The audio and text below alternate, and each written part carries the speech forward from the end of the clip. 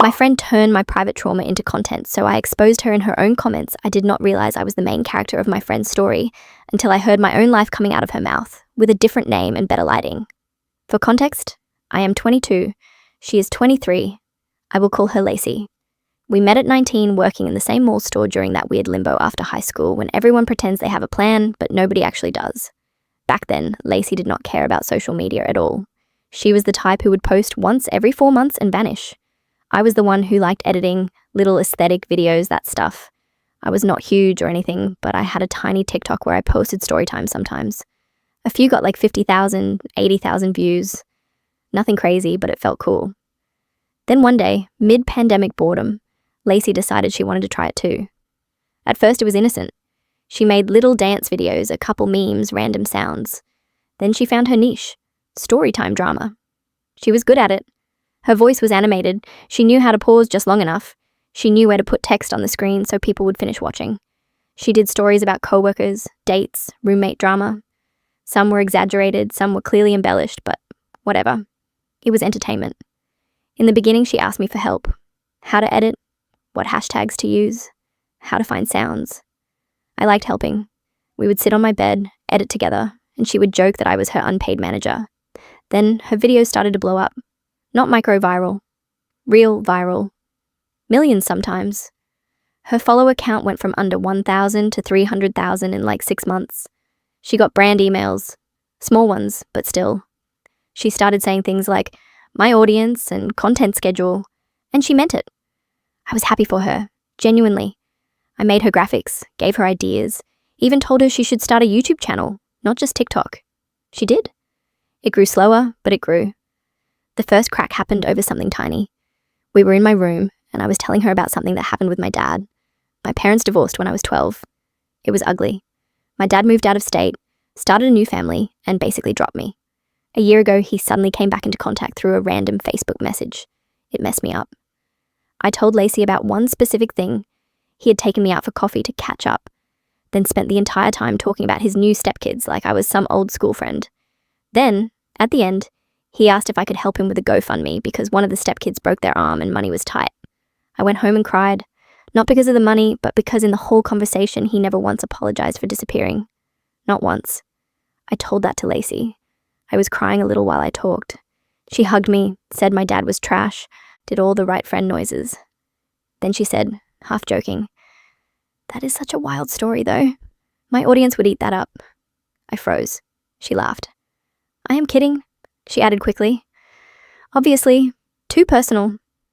I laughed weakly too, wiped my face, and we changed the subject. Except she was not kidding. A week later, I was scrolling and her new video popped up on my For You page. The title text at the top said, Story time. My ex-deadbeat dad came back after 10 years. For this. My stomach dropped. I watched. She started with her usual tone. So, story time. When I was like 12, my parents divorced, right? My dad moves out of state, total deadbeat, never calls, whatever.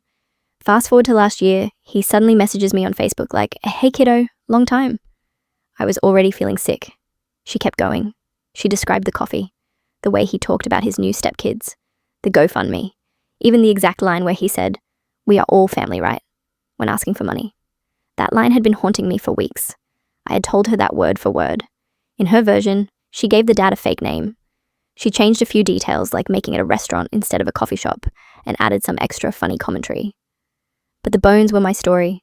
At the end, she did this inspirational wrap-up about choosing yourself and breaking cycles.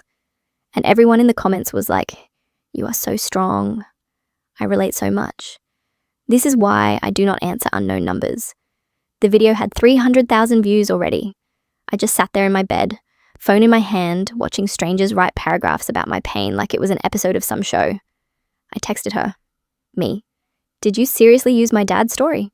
She replied pretty fast. Lacey. Girl, it is just a story time. I changed stuff. Me. It was my real life. Lacey. You were not going to post it. I needed content, and it helps people who can relate. I am not saying your name. I felt like I had been slapped. Me. I told you that crying. As a friend. Not as material. Lacey. You share everything with me, though. I felt it too. It is like we went through it together. That line made my skin crawl. We did not both go through it. I went through it. She watched. We argued back and forth for a bit. She kept saying it was not that deep and that everyone takes inspiration and that I was gatekeeping trauma. That phrase still annoys me. In the end, she said she would delete it if it bothered me that much. She did delete it. Or at least, she said she did. I checked later. The main video was gone, but she had cut it into 2 smaller clips and re-uploaded them with a different caption. Same story, same experience. Just less obvious. I wanted to keep fighting, but part of me felt silly. I thought maybe I was overreacting. It is just TikTok, I told myself. We are not famous. Nobody knows it is me. So I swallowed it. That was my mistake. After that, something changed. Lacey started treating every conversation like potential content. She would ask extra specific questions when I vented. What exactly did he say? What did you reply? Where were you sitting? It felt like an interview sometimes. And if a week went by without something dramatic in her own life, suddenly she would want to talk about mine. Stuff with my mom, stuff with my job, stuff with my string of awful, almost relationships. I started noticing coincidences. I would tell her about a creepy coworker who always stood too close. A few days later, there is a story time. Story time. My coworkers kept getting weirdly close in the break room. I would tell her about the time I got pulled over because my taillight went out, and the cop gave me a warning, but it made me cry anyway. A week later. Story time. When a cop low-key traumatized me over a taillight. She always changed little details. Different city, different restaurant, different hair color, whatever. And sometimes she mixed her stuff with mine. But the call was familiar enough that I would get that sinking feeling in my stomach every time. I started telling her less. Naturally, she noticed. Why are you being dry lately? She asked one night when we were walking home from a bar. I shrugged. Just tired. She poked my arm. No, for real. You are not giving me anything. Did something happen at work? Boy drama. Family drama. Give me tea. The way she said it, give me tea, made something click. I was not a friend in that moment. I was a pipeline.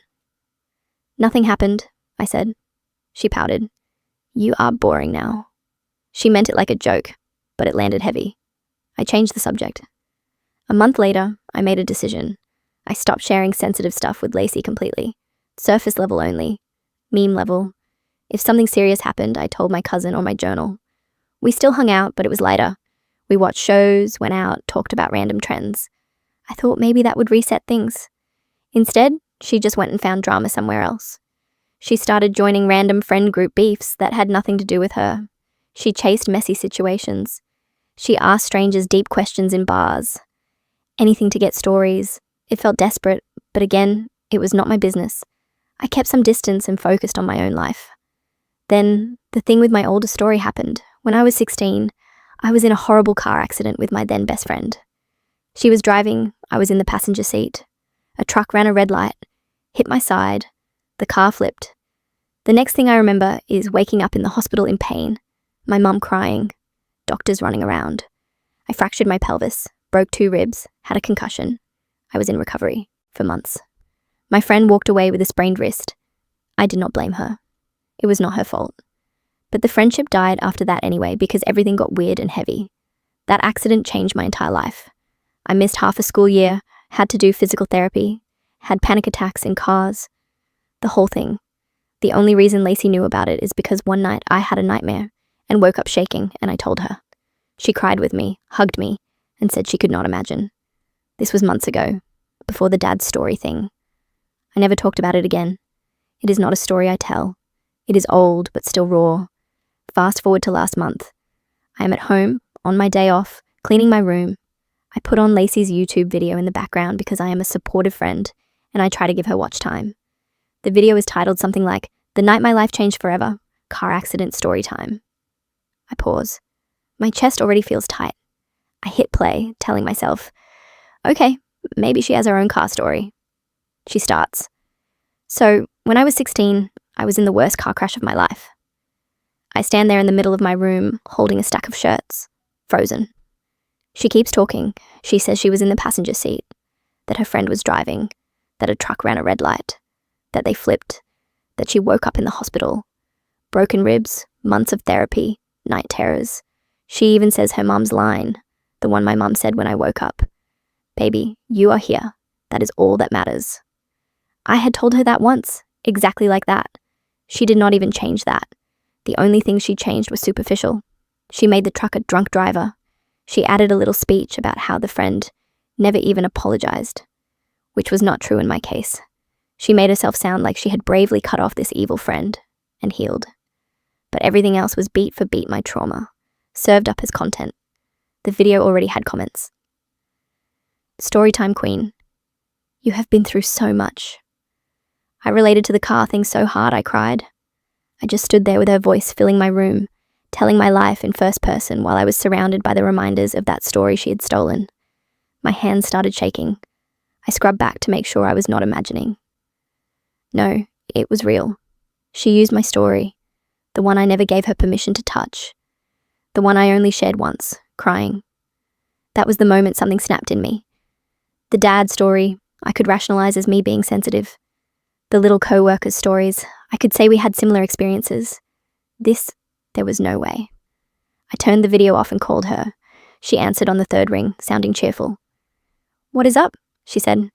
Take the car video down, I said. She was quiet for half a second. What? You used my accident, I said.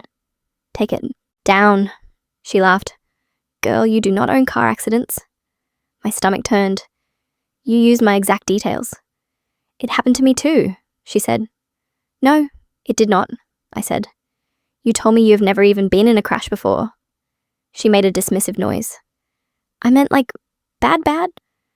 And this was bad. So now you are saying you went through what I went through, I said, voice rising. She sighed. Why are you gatekeeping being hit by a truck? I had to hold the phone away from my face for a second. You used my mom's line, I said. Word for word. I only ever told you that. Silence. Then she said, You do not know that. I know my life, I said. Lacey exhaled hard.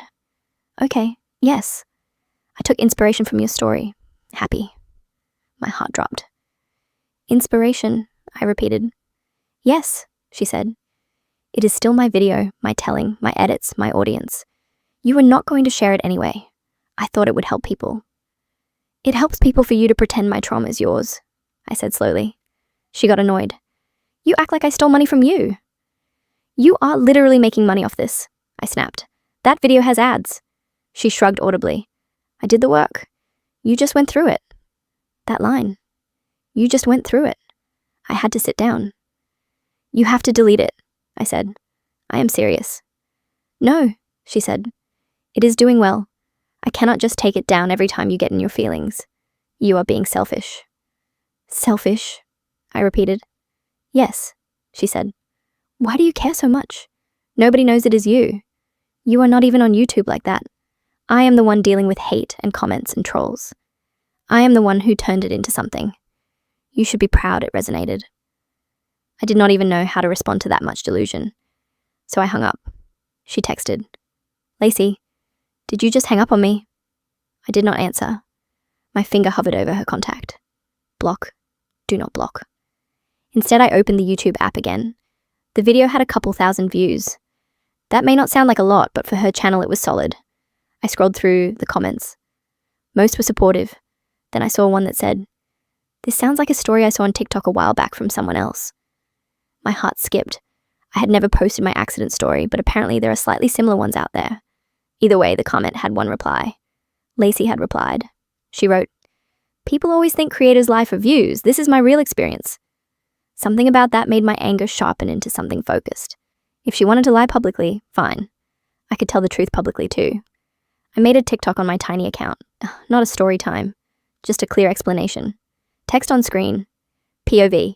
Your friend uses your real trauma as her fake. Story time. I did not name her. I did not show her face. I just sat there and told it. That I was in a car accident at 16. That my friend Elle, who does story times, took that story without permission, changed small details, and posted it as her own. That she had been taking my private stories for months. That I was tired. I made sure not to dox. No username, no channel name. People who knew. I posted it and put my phone down. I did not expect much. An hour later, it had 50,000 views. Then 100,000. People in the comments were mad, not just in the normal internet way. They were genuinely disgusted. Using your friend's trauma as content is crazy behavior. Internet has melted people's empathy. This is why I do not tell influencers anything. I did not engage with most of it. I just hearted a few and went to make dinner. Then I got a flood of DMs. A couple were asking if it was about Lacey, by name. Apparently more people than I realized followed both of us. I did not confirm or deny. I just said I was not trying to start a dog pile. I just needed to get it off my chest. Then someone sent me a screen recording of Lacey's story time. She had seen my video. And instead of deleting hers, she doubled down. She posted a TikTok of her own, crying, saying, "When your childhood trauma becomes drama for other people." She said she had opened up about her accident and now her jealous friend was trying to steal her healing by claiming it did not happen to her. Half the comments were sympathy. The other half were like, "Wait, are you the one who took your friend's story?" She replied to those with vague, "I cannot talk about it" lines. Then she texted me, "Lacey, wow, guess you want all my platforms to hate me." Me, "I did not even say your name." Lacey, "You did? Everyone knows you are trying to ruin my career." Me, "You use my trauma for views." Lacey, "It is not that serious. You could have been part of it. I would have let you react to the video or do a collab." That made me feel sick. She thought this was a collab opportunity. I did not reply. Instead, I did something petty. I went to her car accident video on YouTube. I commented from my main account, "Wild to hear my real car accident story told in first person by someone else. This happened to me, not to you. I asked you privately to take it down. You refused. So, here we are." I did not insult her. I did not swear. Just the facts. I went to sleep after that. In the morning, the comment had 2,000 likes and a big thread under it. Some of her audience did mental gymnastics. "How do we know you are telling the truth?" "You are just clout chasing." Others asked real questions. "If this is true, this is messed up. Why not turn off monetization at least, if it is someone else's trauma?" Lacey had replied to my comment once before she deleted it. A stranger had screenshotted it. Her reply was, "Imagine trying to take away someone's healing because you want to be main character. Seek help." Then she deleted the whole comment section. A couple hours later, the video went private. Not deleted, private. She posted on her community tab saying she was taking a break from story times because people online twist everything. People started to drift away from her content. Not all at once, but slowly. The trust was cracked. In our real lives, she went full victim mode. Mutual friends messaged me with wildly different stories. She said, "You are trying to cancel her because you are jealous." She said you are lying and you never even were in a crash. She said you threatened to sue her. I did not threaten to sue. I did consult a lawyer friend of my cousin who basically told me what I already knew. Legally, it would be a long, messy road to prove that a slightly changed storyline was mine. Emotionally, though, I had already sued her in my head and won. Because once you see someone look at your pain and think, content, you cannot unsee it. The last time we saw each other in person was about 2 weeks after the whole blow up. She showed up at my job unannounced on my break. I walked outside and she was leaning against the wall, sunglasses on, like she was in a music video. "We need to talk," she said. I crossed my arms. "About what?" "About you being dramatic," she said. I laughed once. "No," she frowned. "You ruined my income for the month. Brands pause deals. My channel is dying. Are you happy?" "That is between you and your choices," I said. She stepped closer. "This is your fault. I built everything from nothing and you could not stand that I was finally getting somewhere." The narcissism honestly impressed me. "You built it on other people's lives," I said. "Did you think that would never catch up?" She scoffed. "Everyone does that. All story times are messy." "Everyone does not steal from their friends," I said. She rolled her eyes. "You act like I took your social security number. It is a story. It happened forever ago. Move on." I felt my hands shake a little, but my voice stayed steady. "I relive that accident every time I get in a car," I said. "It is not content to meet." She opened her mouth, then closed it. For one tiny second, I saw something like guilt flash in her eyes. Then it was gone. "Whatever," she said. "Enjoy your little 15 minutes. You are just mad that people care what I say." She turned to leave. I said, "Lacey." She stopped. I said, "Do not ever contact me again. Do not use my name, my stories, my face, my family. Nothing. If I ever hear my life come out of your mouth on camera again, that little career you keep talking about will not be paused, it will be over. She scoffed and walked away. I blocked her on everything that day. Phone, socials, email.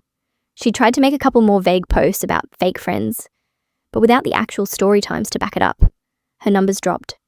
People move on fast on the internet. Sometimes I feel weird about the whole thing. Part of me wonders if I went too public. If I should have just let it go. If I did ruin things for her. Then I remember that first video. My dad. The way she said, my dad, when she meant mine. The way the likes rolled in while I was at home, feeling like my chest had been cracked open. I remember the car story and that exact line from my mum coming out of her mouth. That is when the guilt disappears. Because the truth is, she turned my trauma into entertainment. She made money off it. She lied about it. And when I asked her to stop privately, she refused. Calling that out is not sabotage, it is self-defense. Now, when someone tells me they want to get into storytime content, I do not automatically get excited. I ask them one question. Are you prepared to only use your own stuff, or public stories, or fictionalized situations? No friend secrets, no borrowed pain. If they say yes, cool. If they say everyone borrows, I keep my distance. So yeah, my friend turned my private trauma into content. I exposed her in her own comments, and I do not feel bad about it.